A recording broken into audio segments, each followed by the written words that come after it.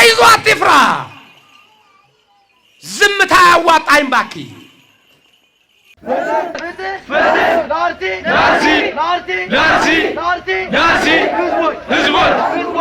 በምስራቅ አሩሲ ወገኖቻችን ላይ እየደረሰ ያለውን በደል ግፍ ጭፍጨፋ የእምነት ቦታዎችን መድፈርን አወግዛለሁኝ እንደ አንድ ሙስሊም የኔን ችግር የማውቀው እኔ ነኝ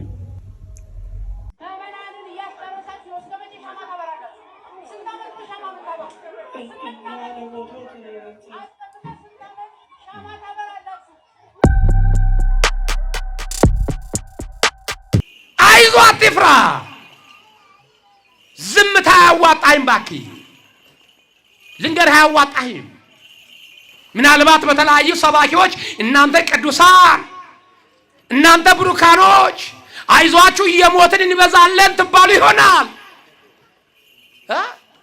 ከመቶ ብር 10 ብር ጎሎ እንዴት ይሞላል መቶ ይባላል እንዴ አቤት ከመቶ ብር 10 ብር ጎሎ 100 ብር አለኝ ማለት ትችላለህ እንዴ ከመቶ ብር 20 ብር ጎሎ 80 ብር እየሆነ 100 ብር አለኝ ማለት ትችላለህ እንዴ እንዲህ ቆየውን ያለ ነው እንበዛለን የትኛው ነው አንተ ትበዛለህ ያለ እያለክ እየተገደልክ ከቁጥር እያጎደለክ እንበዛለን የትኛው ነው የፈሪ ጥቅስ እየሞትን እንበዛለን የፈሪ ጥቅስ እንዴት ሆኖ ነው እየሞተ የሚበዛው እየተቀነስክ እንዴት ነው የምትበዛው እና የፈሪ ጥቅስ የሚናገር ከዚህ በኋላ ይህንን ንግግር እየሞትን እንበዛለን የሚካለት እሱ ፈሪ ነው ወይ ፈሪ ነው ወይም በድብቅ እሱን እየተናገረ ሊያጠፋን የተዘጋጀ ነው እየሞትን እንበዛለን የሚለው አባባል የሚናገር ከሰማችሁ ከዚህ በኋላ እያደነዘዘ ሊጨርሰን ይፈልጋል ስለዚህ ይህን ጥቅስ የሚናገር ከሰማችሁ ከዚህ በኋላ ከገዳዮች ለይተና እናየው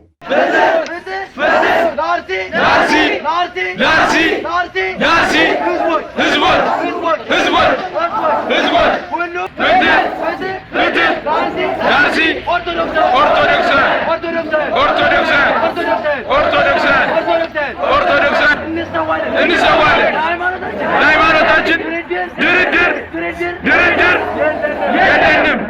የለንም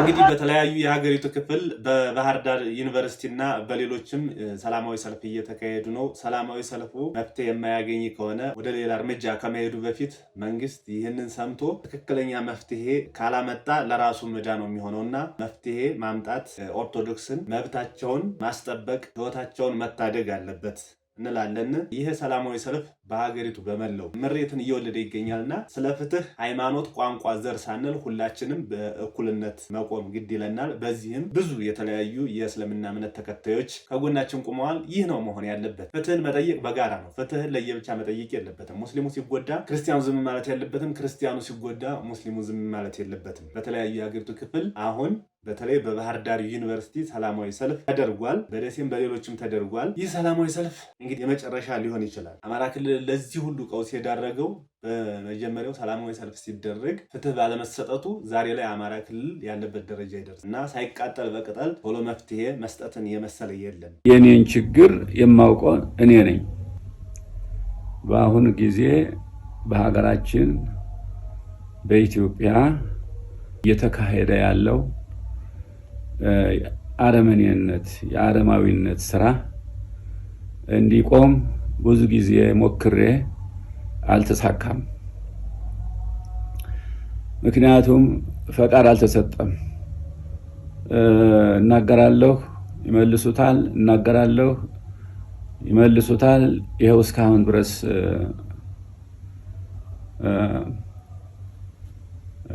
ምንም አይነት ፈቃድ አልተገኘም እና ሁላችሁም ወገኖቻችን ማወቅ ያለባችሁ እዚህ ያለውን ችግር የኔን ችግር የማውቀው እኔ ነኝ እየተካሄደ ያለው የአረማዊነት ስራ ብዙ ጊዜ ሞክሬያለሁ ለመቃወም ግን ስላልተፈቀደ ወይም ወደ አየር ለመውጣት ስላልተፈቀደ እየታፈነ እየቀረ ነው እስካሁን ድረስ ያለሁት ሰምታችሁታል ስለዚህ መፍትሄው ምንድነው በሚለው ላይ በጋራ መወያየትን የመሰለኝ መፍትሄው ምንድነው ተደብቀን እኛ ላይ እስከሚደርስ ዝም ከማለት ወጥቶ መናገር አንድ መሆን የመሰለ የለም ያባታችን ታፈኛለሁ ድምጽ ልሰጥ ስል ይታፈንብኛል ወደ ሚዲያ ራሱ መውጣት አልችልም እያሉ እየተናገሩ አብዛኛው በኢትዮጵያ ያለ ምድር ፈርቷል በቃ ማለት ይቻላል። ድምጽ መሆን ፖለቲካ የሚመስለዋል። ከዚህ በፊት አባታችን ተናግረውታል። ድምጽ መሆን ፖለቲካ አይደለም ብለው ተናግረውታል። ድምጽ ከመሆን አልፈን ወደ ትክክለኛ ራሳችን ማስከበር መግባት አለ። በምስራቅ አርሲ ወገኖቻችን ላይ እየደረሰ ያለውን በደል፣ ግፍ፣ ጭፍጨፋ፣ የእምነት ቦታዎችን መድፈርን አወግዛለሁኝ እንደ አንድ ሙስሊም። ጌታችን ሱብሓነል ኻሊቅ በተከበረው ቃሉ መን ቀተለ ነፍሰን ቢገይሪ ነፍሲን አው ፈሳድን ፊል አርዲ ፈከአነማ ቀተለ ናሰ ጀሚዐን አለ። አንድን ንጹህ ነፍስ ያጠፋ ሰው ምንም ያልበደለችን ነፍስ ምድር ላይ ያለን ሰው በሙሉ እንዳጠፋ ነው ኃጢአቱ ብሎናል ሱብሓነሁ ወተዓላ። የኛ ውድ ነቢይ ዓለይሂ ሰላቱ ወሰላም እንኳን አይደለም በሰላማዊ እየኖረ ያለን ህዝብ በጦርነት ሰዓት እንኳን አንድን አገር ሲቆጣጠሩ አዛውንቶችን፣ ህፃናቶችን፣ እምነት ቦታዎችን፣ ዛፍን እንዳትነኩ ብለው አስጠንቅቀዋል። ቢኡሚ ወአቢ ወገኖቻችን ላይ አርሲ ዞን ላይ እየደረሰ ያለው ጥቃት፣ በደል፣ መጨፍጨፍ፣ በማንነታቸው የእምነት ቦታዎቻቸው መደፈርን አወግዛለሁኝ። አላህ ሱብሓነሁ ወተዓላ መጽናናቱን ይስጣችሁ። አገራችንን ሱብሓነል ኻሊቅ ሰላም ያርግልን። ሙስሊም በሙሉ ይሄንን ነገር ዝም ሊል አይገባም። ሁላችንንም ይመለከታል። ለአገራችን ዱዓ እናርግ። ንጹህ ህዝብ፣ ንጹህ ነፍስ በሰላም እየኖረ ያለን ህዝብ ምንም ያላጠፋን ሄዶ ጀግንነቱን ጉልበቱን እነሱ ላይ ማሳየት ከእንስሳ በታች ነው ብዬ ነው ማምነው እኔ። አላህ ሱብሓነሁ ወተዓላ በቃ ይበለን። አብዛኞቹ ሙስሊሞች በኦርቶዶክስ ጎን ቆመው ድምጽ እየሰጡ ይገኛሉ። ኦልሞስት ኦፍ አብዛኛው ማለት ይቻላል። በነገራችን ላይ ምን እንደተረዳው ታውቃላችሁ? ከዚህ በፊትም በወለጋ አብዛኛው ሲያልቅ የነበረው ሙስሊሙ ነበር። አሁን የሃይማኖት ግጭት አይደለም። ከዚህ በፊት አስተውላችሁ ከሆነ በወለጋ ሲያልቁ የነበሩት አብዛኞቹ ሙስሊሞች ናቸው። ዛሬ ላይ ደግሞ አሩሲ ላይ የተጨፈጨፉ ክርስቲያኖች ናቸው። አብዛኞቹ ሙስሊሞች ይህንን ድርጊት እየተቃወሙት ይገኛሉ እና ጉዳዩ የሃይማኖት አይደለም፣ ከልባቸው ነው እያዘኑ ያሉ። እንደውም በዚህ በኩል አብዛኛው ክርስቲያን ኦርቶዶክስ የሆነ ድምጽ መሆን ራሱ ሲያቅተው አይተን የአርሰናልን የድል በዓል ለማክበር እኮ የተነስተው ሙስሊሞች እኮ አይደለም። የ4 ኪሎ ዘንዶ፣ የሚኒሊክ ዘንዶ፣ የኃይለ ሥላሴ ዘንዶ እያለ ሲያስተምር የነበረው ክርስቲያን እኮ ተብሎ ይቆጠራል። አብዛኞቹ ሙስሊሞች ይህንን ጥቃት አምርረው እያወገዙት ይገኛሉ እና የሃይማኖት ጥቃት አይደለም። ምን እንደምላችሁ ታውቁታላችሁ፣ ምን እንደሚካሄድ ታውቁታላችሁ። ከዚህ በፊት በወለጋ የተካሄደው በሙስሊሞች ላይ ነበር። በዛን ሰዓትም ለሙስሊሞች ያልቆመ ክርስቲያን ያልቆመ ኦርቶዶክስ የለም እና ይሄ ጥቃት ሙስሊሞች ያደረጉት ሳይሆን አለ አክራሪዎች አጋጣሚውን አግኝተው አክራሪዎች ይጠቀሙታል። ይሄን ግን አብዛኛው ሙስሊምን የሚወክል አይደለም። በእነሱም ጊዜ ደርሷል፣ በእነሱም ጊዜ ተገለዋል፣ ሞተዋል ወለጋ ላይ በብዛት። ዛሬ ላይ ደግሞ ኦርቶዶክስ ሙሉ በሙሉ ስለሆነ ሃይማኖታዊ ይዘት እያስመሰሉት ይገኛሉ እና ሁላችንም የመጨረሻ እርምጃ መውሰድ ያለብን። በአርሲው ጭፍጨፋ ላይ እጃቸው አለበት የተባሉ የሥራ አመራሮች በቁጥጥር ስር መዋል ጀምረዋል። በዚህም የአርሲ አሰኮ ወረዳ ፖሊስ አዛዥ አቶ አባቦ አብደላ በቁጥጥር ስር የዋሉ ሲሆን እዛም ባሻገር የሰላምና ጸጥታ ዘርፍ ኃላፊው ለጊዜው እንደተሰወሩም ተገልጿል።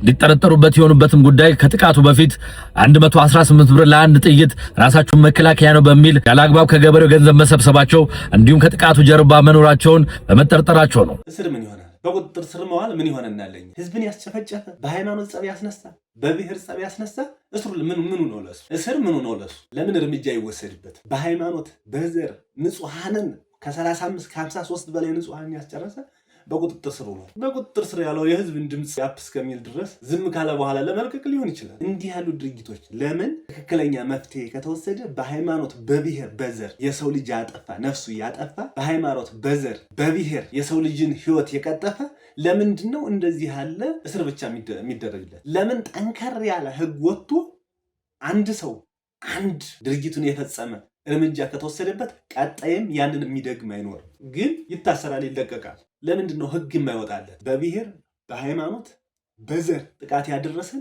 ለምንድን ነው ህግ ራሱ ከለላ የሚሰጠው? መታሰር የሚፈልገውን አድርጎ መታሰር ለሱ እኮ ምንም አይደለም። አይሁዶችን ለዛ ሁሉ ልቂት የዳረጋቸውን አሁን እየሰበሰቡ ትክክለኛ ፍትህ እያገኙ ይገኛሉ። በአደባባይ ሁሉ እርምጃ እየተወሰደባቸው ይገኛል። እኛ ጋስ የምን እርምጃ ነው? እርግጠኛ ነው እርምጃ ቢወሰድ ሰው በማንነቱ በብሔሩ በሃይማኖቱ ለይቶ ጥቃት ያደረሰ እርምጃ ቢወሰድ አንድ ኢትዮጵያ አይደርስም ነበር። የፈለግከውን ታስፈጽማለህ፣ እስር ቤት ትገባለህ፣ ጨረስክ፣ ትወጣለህ። ለዚህም ነው ማንንም እንደፈለገ እየተነሳ ይህንን ያክል ዘግናኝ ድርጊት እየፈጸመ የሚገኘው እና እኔ ተያዘ የሚለው በቁጥጥር ስር ዋለ አላምንበትም። ምክንያቱም ትክክለኛ ፍትህ፣ ትክክለኛ እርምጃ እስካልተወሰደ ድረስ የህዝብን ድምፅ ለማፈን የሚደረግ ነው ብዬ ነው የማስበው። አይ ምን አገባቸው እንዲሆነ አንዳንዶች የለም ፖለቲካ ማለት ነው ቤተክርስቲያን አትቃጠል ማለት ፖለቲካ ነው። ክርስቲያኖች አይሙቱ ማለት ፖለቲካ ነው።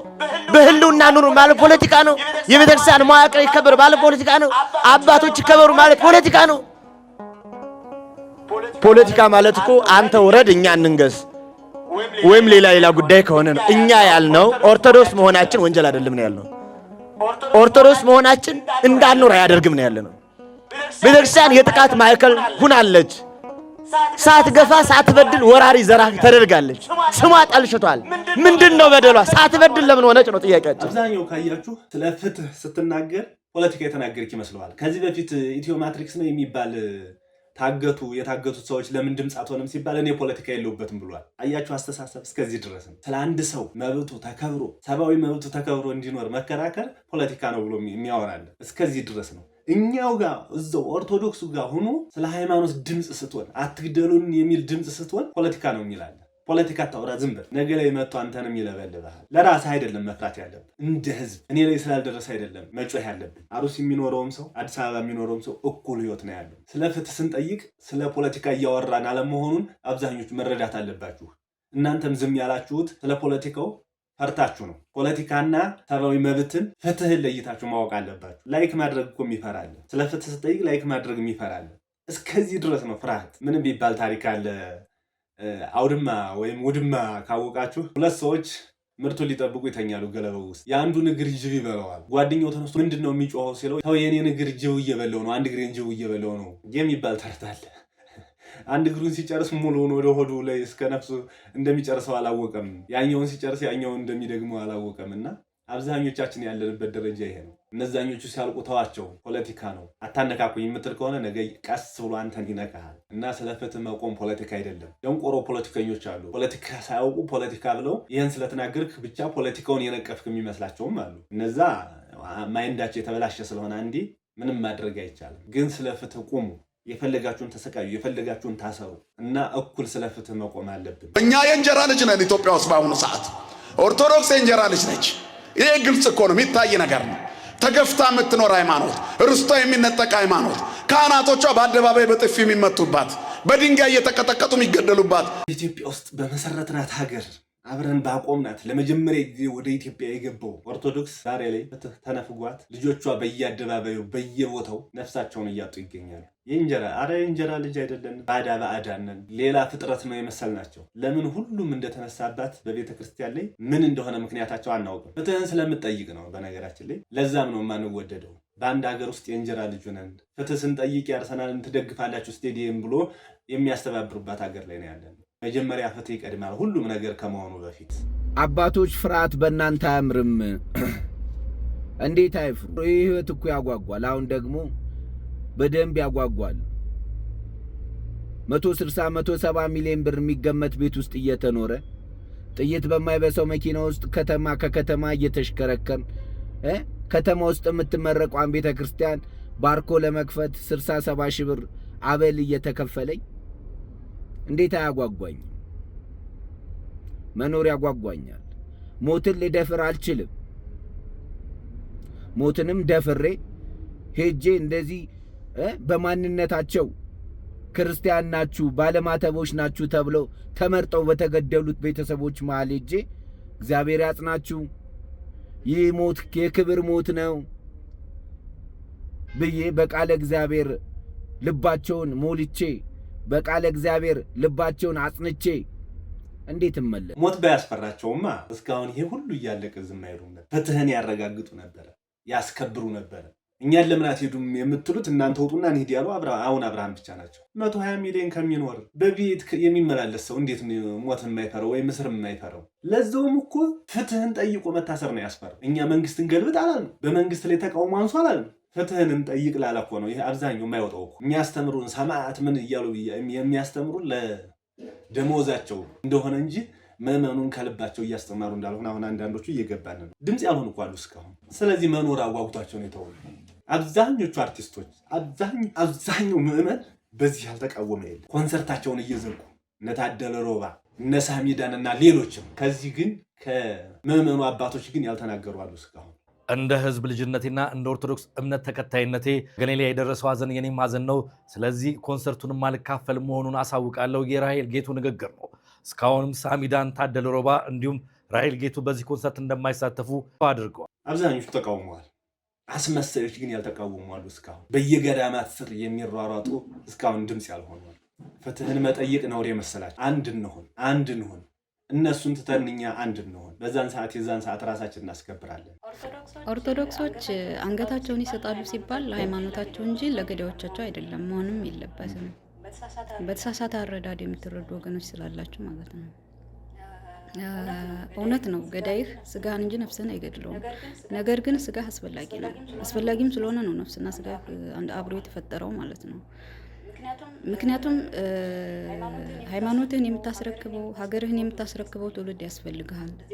እዚህ ጋር አንተ ከተቋረጥክ ትውልድ ከተቋረጠ ለማን ነው ይህን የምትናገረው? ሙስሊም እህታችን ናት። አንገታቸውን ይሰጣሉ የሚባሉት ለሃይማኖታቸው እንጂ ለገዳዮቻቸው አይደለም። ገዳይ ሲመጣ መከላከል የከለከለ ህግ የለም። ይህች እህታችን ሙስሊም ናት እንደዚህ ብላ የተናገረችው። ማንም በሃይማኖቱ ላይ እስከመጣ ድረስ ቆሞ አይጠብቀውም፣ አይሰጥም፣ አንገቱን አይሰጥም። ስለዚህ የምትሰጡ ካላችሁ ራሳችሁ ተዘጋጅታችሁ ሰጡ። የሞትን እንበዛለን የምትሉ እናንተ ሂዱና እዩት ሞታችሁ መብዛታችሁን።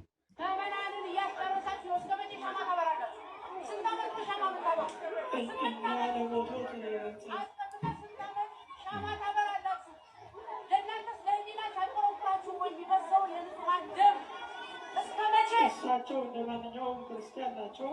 ክርስቲያን ስለሆኑ ነው የመጡት።